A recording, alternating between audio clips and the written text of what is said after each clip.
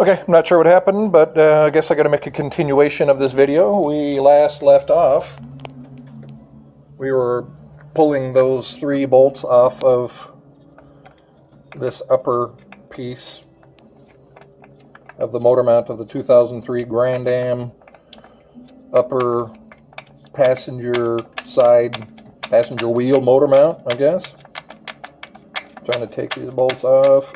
The bottom one won't come out unless the whole thing is loose, so we'll probably have to do that in a minute, but I'd at least like to get these 2 out. So I'll get these 2 out and be back. Okay, so we're getting that plate off. This is a 16 millimeter bolt. This one is a 10 millimeter bolt. So I'm going to pull that off.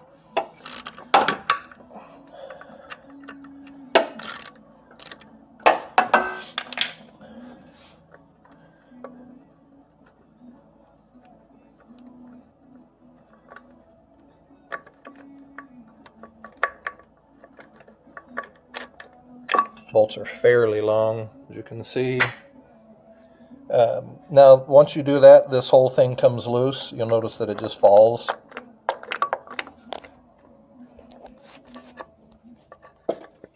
And this last one, the bolt that's bolted on there in the bottom, you can't get that out because the bolt is longer than the area that it's in. So you got to pull this one out.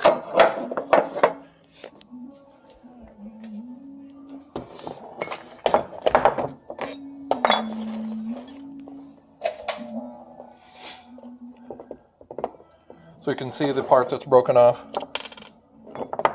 Actually, I'll pause that. Okay, here's the broken one, obviously. Fits over that. That's the part that broke off. Probably have it somewhere down in my garbage.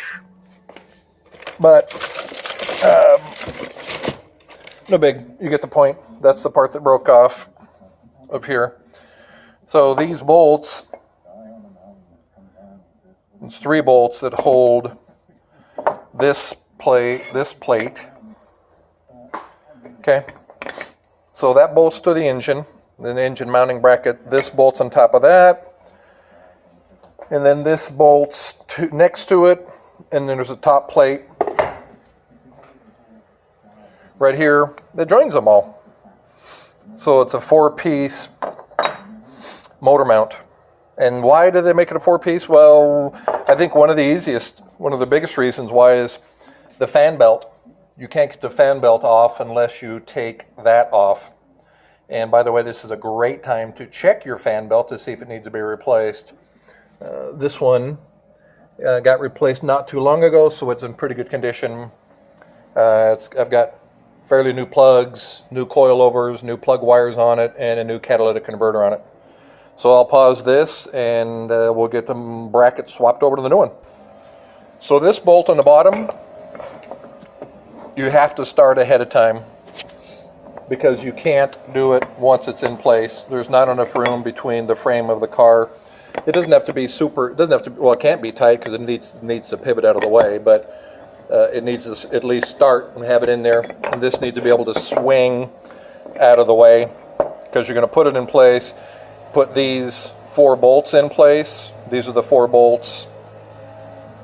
Those are the 4 bolts that hold it on to the engine itself. This is the mounting bracket. Once those are secure in place, pull that up, put those 3 bolts in there. 1, 2, and 3. Top plate goes on. I will pause that until I get the bracket in place. Okay, I've started that one, and it just kind of hangs there loosely.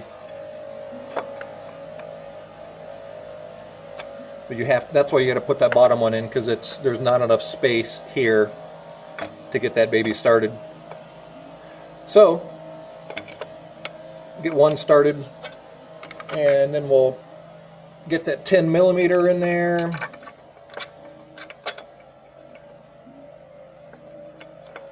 It's really not too bad of a job. It's a little time consuming, but as you can see, it's not incredibly difficult.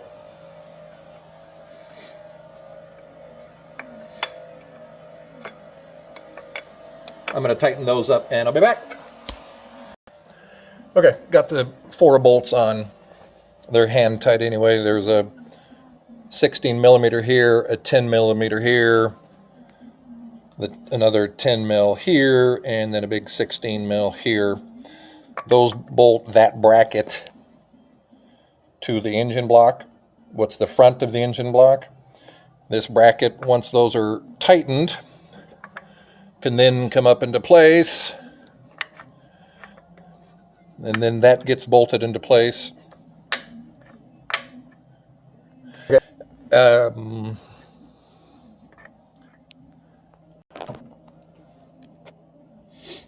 And then the top bracket. So if you notice that the spacing between this and this, which is your power steering pump pulley, is tiny. I mean, it's a quarter of an inch. The problem with mine is that this motor mount broke, and it had been broken for some time, but then I took it off-road because I need to have my head examined, and then I broke the head of this bolt off, and it allowed it to pivot enough that it was rubbing in this pulley and making a bad noise. So that alerted me to the brokenness of the motor mount. So I'm going to tighten those up, and I will be back. Okay, so all those bolts holding the bracket, the broken bracket that I replaced, are back in place. Right, so now we need to put the bolts that hold that back in place. I think they're these little guys. Make sure. Yeah. So we'll come up here. So this part's pretty easy as well.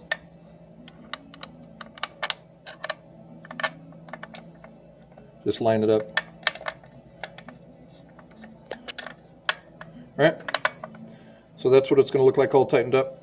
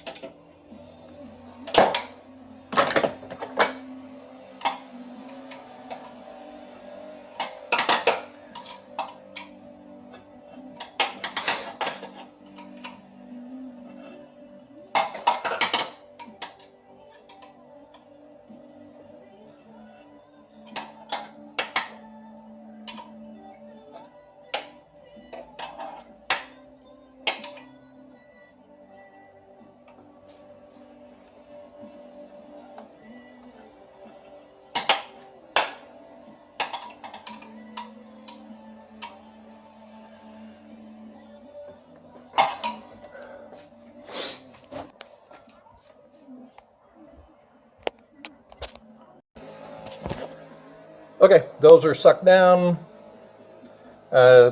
Impact makes fast job of it. So I'm going to put these nuts on. Now keep in mind that I've not tightened up those lower ones there yet either. I wanted to make sure this is all nice and lined up before we did that. So I'm going to do that now. Okay, so let's get those babies. Those are tight. Those are a little tight.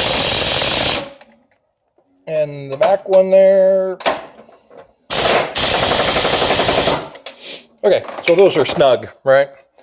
It's not a huge impact, 250 foot-pounds or 225 foot-pounds, so I'm going to put a socket on that and suck them down the rest of the way. And I'll be back. Okie dokie. Those are all nice and sucked down, nice and tight. Put the bracket back on.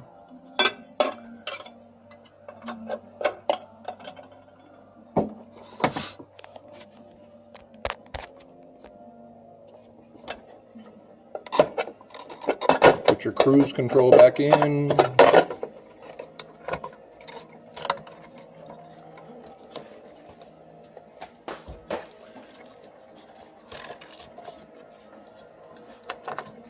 Plug it back in. Okay, that's all back together, right? And I don't know, but it looks like when I tightened up the upper motor mounts that the engine actually raised up a little bit. So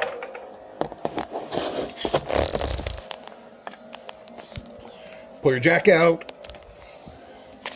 double check everything, check for tools and pieces.